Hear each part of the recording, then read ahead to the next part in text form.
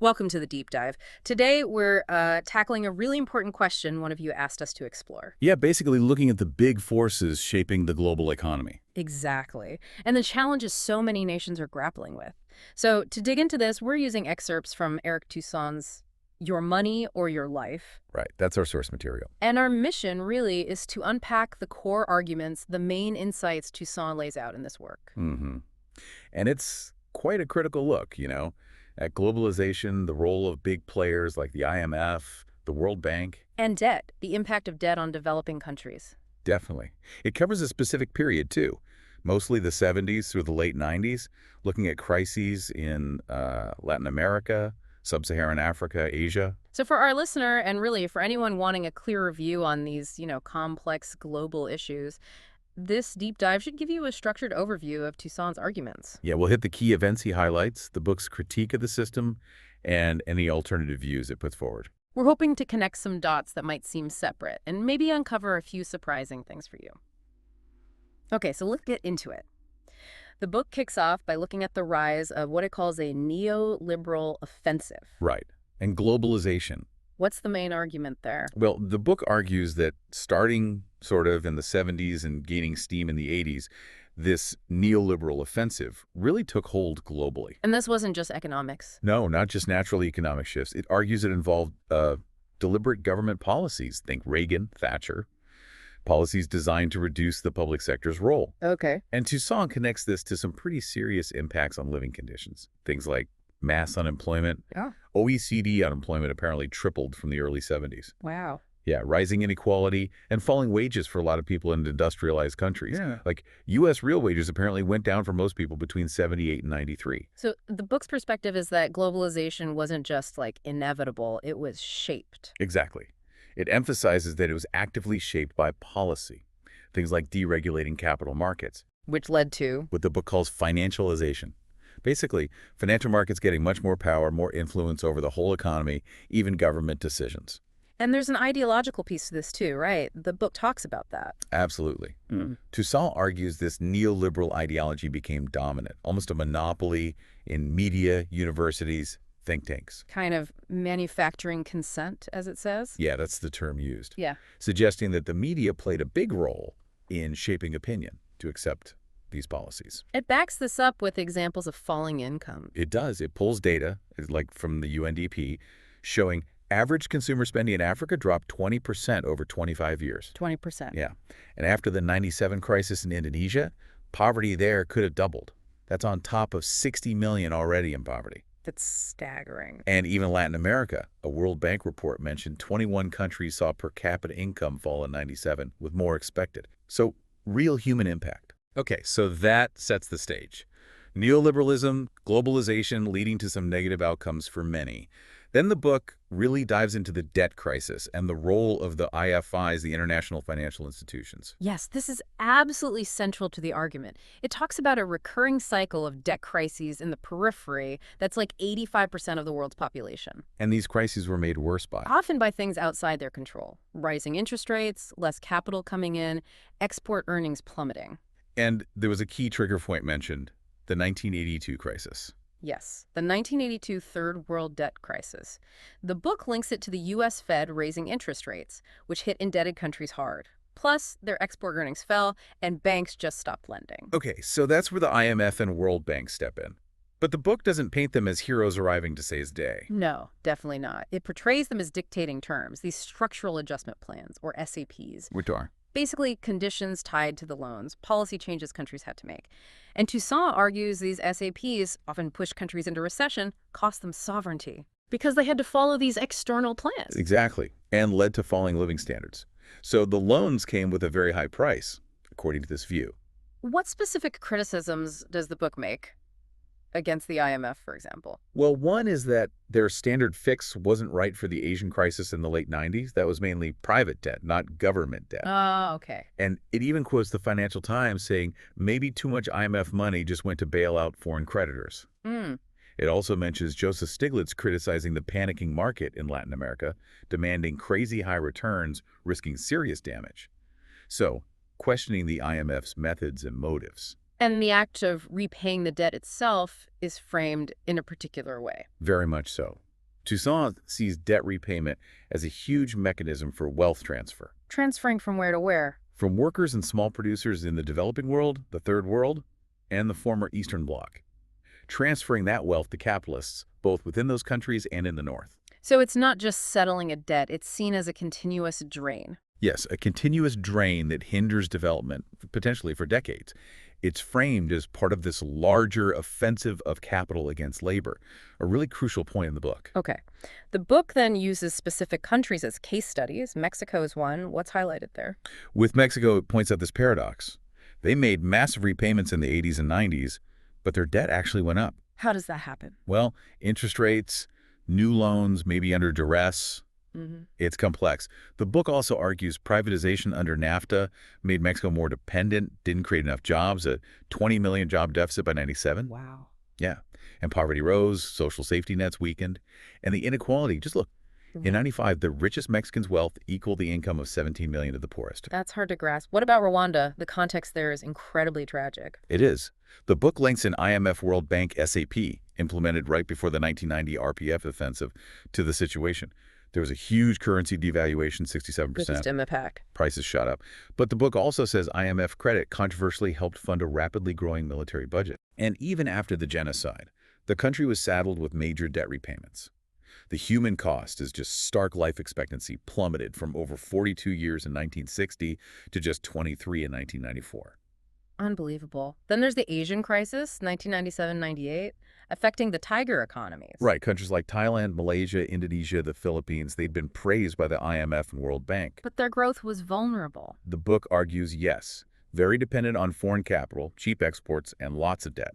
Then currencies crashed, capital fled. And the IMF intervention? Made the debt burden worse, according to Toussaint. Yeah. South Korea also got hit hard, had to take an IMF package. And the blame game. Speculators. Some blame speculators like Soros, yes. Yeah. But the book notes local capitalists did similar things, moving money out. And interestingly, international bankers apparently suggested nationalizing private debt, like what happened in Latin America earlier. So these case studies paint a picture of debt, external pressure, social costs. What recurring pattern, yeah. The book then goes into detail about how wealth is transferred from south to north.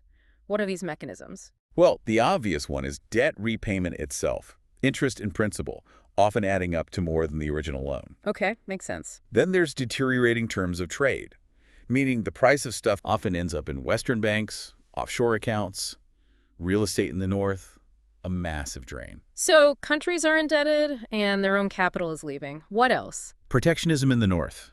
Things like agricultural subsidies in the EU and US make it hard for southern farmers to compete. Right. And barriers against manufactured goods from developing countries cost them maybe 3% of their GNP annually, the book estimates. A lot of different pressures. Yeah, and add limits on migration from south to north, while the north benefits from brain drain. And the arms trade, northern industries selling weapons to the south, sometimes tied to aid. It all adds up. It paints a very detailed picture of this resource flow. Okay, let's focus specifically on the World Bank and IMF now.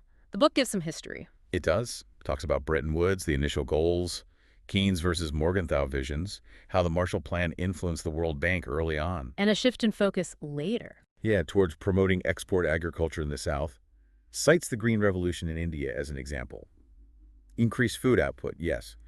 But the book criticizes it for creating dependence on certain seeds, inputs, and loans, increasing farmer debt. And the book claims they exerted influence beyond just lending money. Definitely. It talks about creating patronage networks, cultivating relationships with technocrats in developing countries who share their economic worldview. Kind of bypassing democratic channels. That's the implication, creating parallel structures to push their agenda. Robert McNamara's time at the World Bank gets mentioned too. Yes, lending increased massively under him. The justification was it compensated for low aid levels and northern protectionism. But the book suggests other motives. Well, it notes the bank also tracked the return on funds deposited by rich countries, and it increasingly co-financed projects with private capital, especially in places already attractive to investors, hinting at an alignment with private financial interests. Which brings us back to the structural adjustment programs, the SAPs.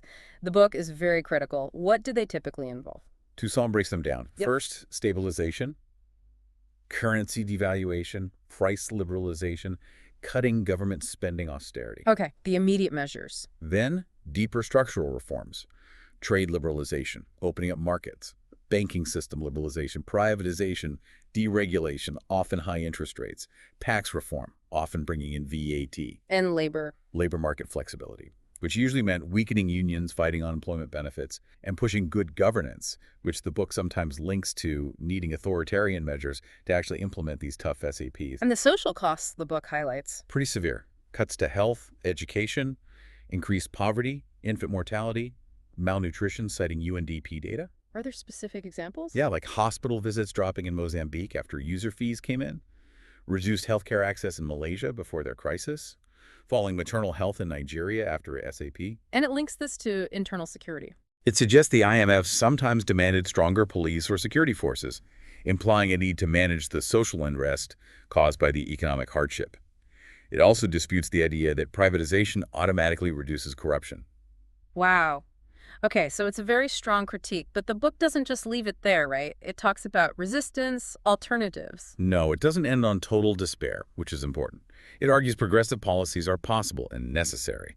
It notes public opinion shifting against neoliberalism in the late 90s. Any signs of change at the institutional level? It mentions UNCTAD changing its tune on multinationals, calling for things like wealth taxes, taxes on financial transactions, small signs perhaps. And grassroots action, people pushing back? Loads of examples.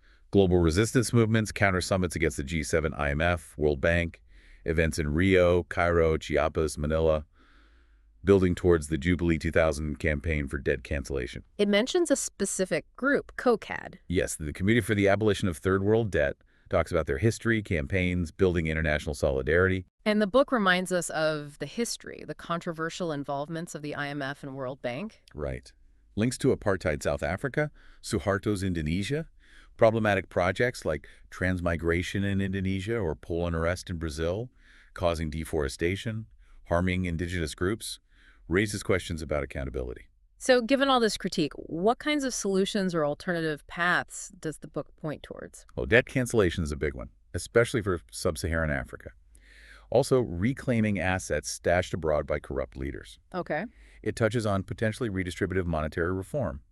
Rethinking money itself, it discusses the legitimacy of protectionism for developing countries trying to build industries. And trade between developing countries. Yes, boosting South-South trade. Yeah. Also a big emphasis on cutting arms spending, working towards disarmament. And fundamentally, the power of grassroots movements needing a new anti-systemic approach. Guided by that phrase, pessimism of the intellect, optimism of the will. Exactly. Acknowledge how tough things are, but keep believing change is possible through collective action. This has been a really thorough exploration of the arguments in Your Money or Your Life. Just to sum up the key takeaways for you, our listener. Yeah, we've covered the book's strong critique of globalization, the debt crisis, and the role of the IMF and World Bank. It argues there's been a systemic wealth transfer from south to north, made worse by neoliberal policies and loan conditions. But crucially, it also highlights growing resistance and argues that alternative paths are possible.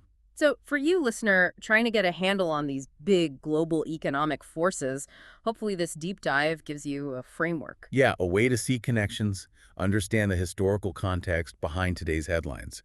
The book definitely challenges standard narratives. It certainly does. Okay, final provocative thought for you to chew on. Given these historical cycles of debt and crisis we've talked about and the resistance movements, what do you think are the real leverage points today for creating a fairer global economy? Is a fundamental change needed in how institutions like the IMF and World Bank operate? And if so, what could that actually look like? Something to think about. Thanks for joining us on the deep dive.